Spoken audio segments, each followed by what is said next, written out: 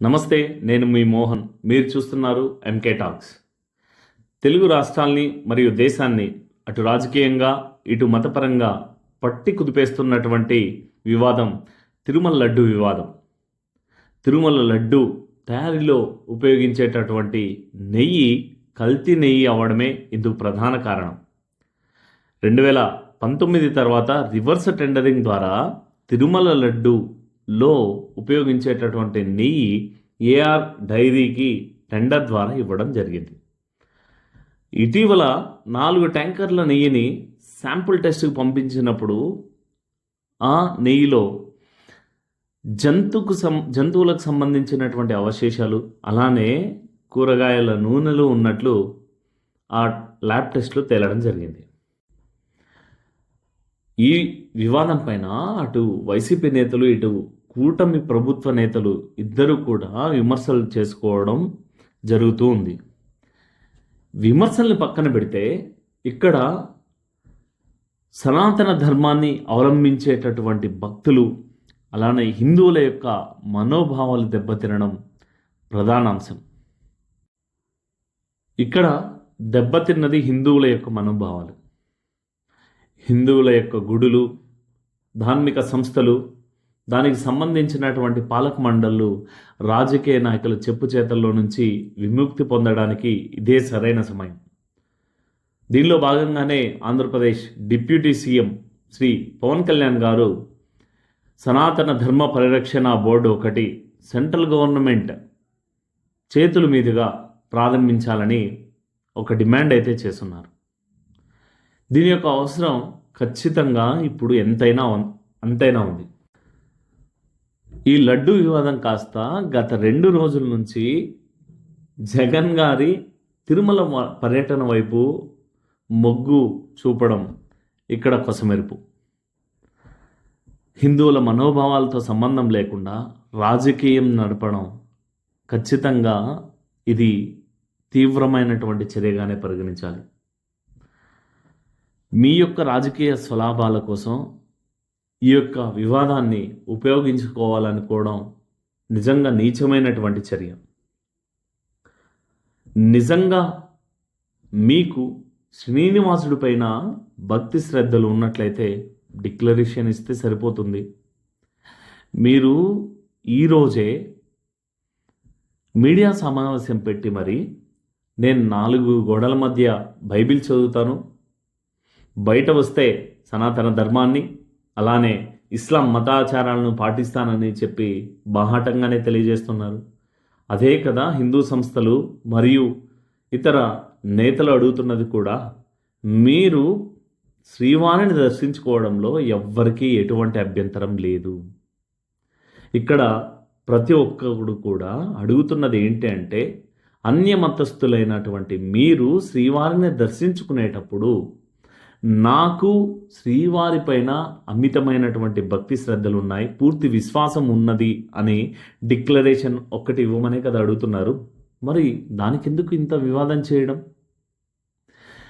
గత 10 సంవత్సరాల నుంచి మీరు ఎన్నోసార్లు తిరుమలకు వెళ్ళినప్పుడు ఒక్కసారి కూడా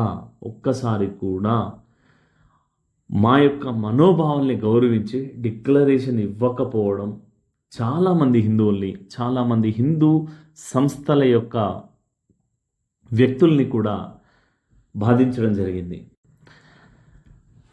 మీరు మీడియా సమావేశంలో మాట్లాడుతూ ఇక్కడ ల్యాబ్ ఇచ్చినటువంటి రిపోర్ట్ కూడా తప్పనేసి చెప్తున్నారు. నిజమే, ప్రతి ఒక్క రిపోర్ట్లో డిస్క్లైమర్ అనేది ఉంటుంది.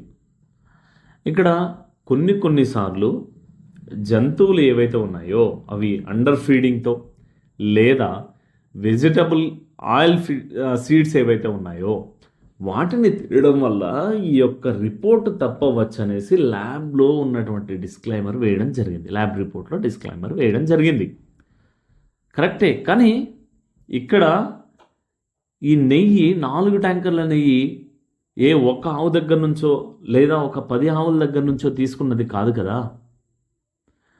అదేవిధంగా వెజిటబుల్ ఆయిల్స్తో పాటు అనిమల్ ఫ్యాట్ ఏదైతే ఉందో దాన్ని కూడా యూజ్ చేశారనేసి ఈ ల్యాబ్ రిపోర్ట్లో తెలియజేయడం జరిగింది.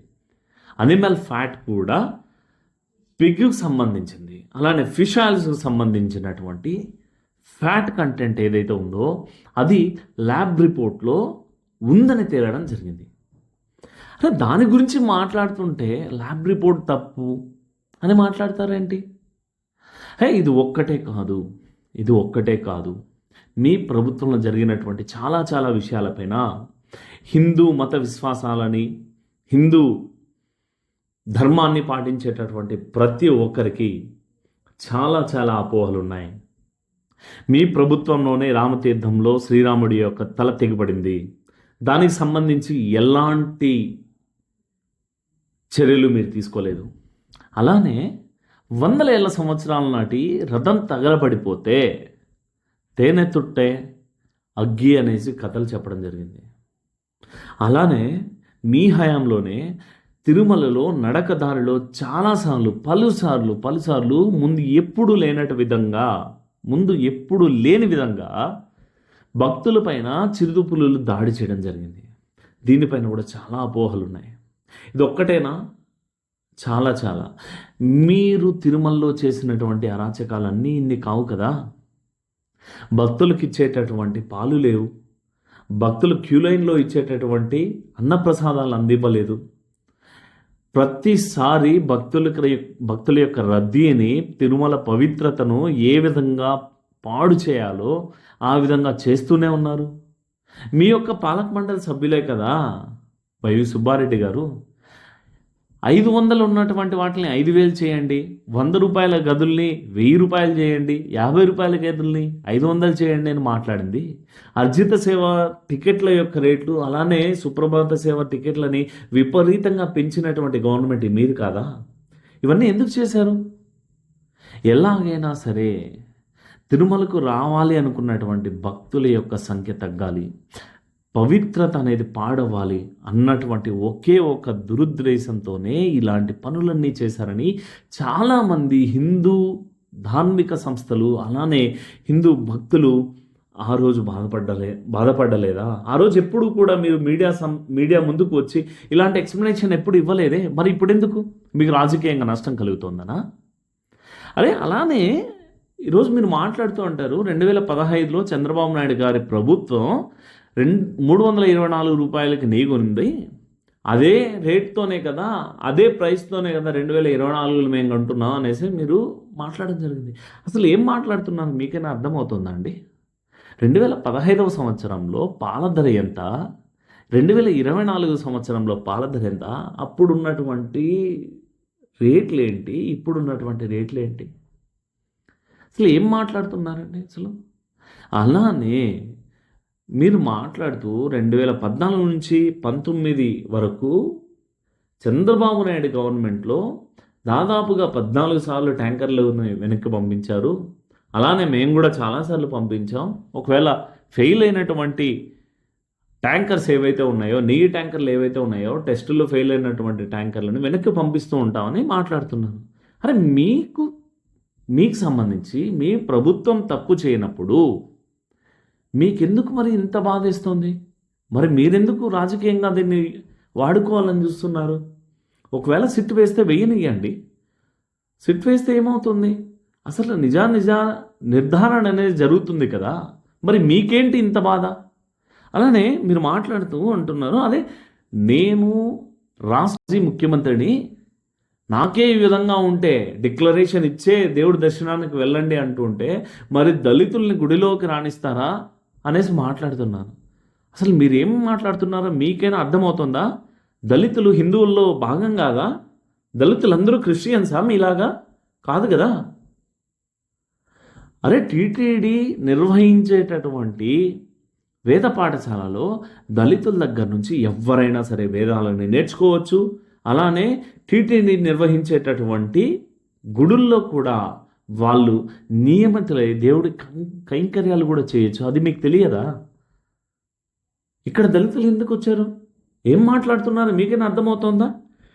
అలానే ప్రతిసారి మీరు చెప్తున్నారు నేను డిక్లరేషన్ ఇవ్వకుండా చాలాసార్లు నేను తిరుమలకు వచ్చాననేసి చెప్తున్నారు. మీ పిన్ని గారు మీ నామాన్ని కూడా కలిపి గోవింద నామస్మరణ చేయలేదా? తిరుమలలో. మీరు తిరుమల మూడ వీధుల్లో చెప్పులు వేసుకొని తిరగలేదా? అలానే మీ యొక్క అనుచరులు ఎవరైతే ఉన్నారో ప్రతి ఒక్కరూ కూడా తిరుమలలో గోవింద నామస్మరణ తప్ప వేరే నామస్మరణ చెయ్యకూడనటువంటి తిరుమలలో జై జగన్ అనేటటువంటి నినాదాలు చేయడం, అది మీరు ఆపకపోవడం అందరికీ తెలిసిన విషయమే కదా. మరి ఈరోజు డిక్లరేషన్ అడిగితే మీకు ఎందుకు అంత బాధ వేస్తోంది? రాజకీయ విమర్శలు ప్రతి విమర్శలు పక్కన పెడితే గత కొన్ని సంవత్సరాలుగా తిరుమల లడ్డు యొక్క నాణ్యత తగ్గుతూ వస్తుందని ఏ భక్తుడిని అడిగినా చెప్పడం జరుగుతుంది.